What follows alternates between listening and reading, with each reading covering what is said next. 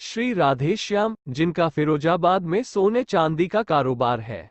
एक दिन सन 1955 में बिरला मंदिर दिल्ली में, जहां महाराज ठहरे थे, उनकी सेवा में लगे रहे आप दिन भर द्वार पर खड़े रहकर दर्शनार्थियों को बाबा के कमरे में भेजते रहे। एक दर्शनार्थी जिसकी साधु और मंदिरों में आस्था नहीं थी, पास में कुछ दूर पर अकेला बैठा था। राधेश्याम जी ने जब देखा कि रात हो चली, तो वे उसके पास जाकर पूछने लगे कि वो किसकी प्रतीक्षा कर रहा है। उसने उत्तर दिया कि बिरला जी ने उसे बाबा से मिलने को कहा है और वह उनसे एकांत में मिलना चाहता है। आपने उससे दूसरे दिन प्रातःकाल आने को कहा, पर वो घर लौटने को तैयार नहीं हुआ।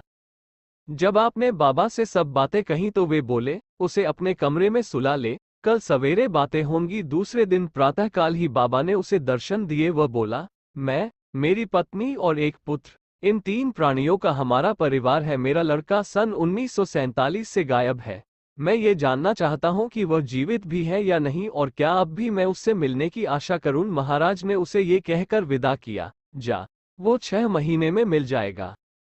इसके 4 महीने बाद से ही वो व्यक्ति राधेश्याम जी को उनके फिरोजाबाद के पते पर बराबर नैराश्यपूर्ण पत्र भेजता रहा। आपने उसे सूचित किया कि बाबा पहाड़ गए हैं और उनके आने पर ही उसके पत्रों का उत्तर दिया जा सकता है।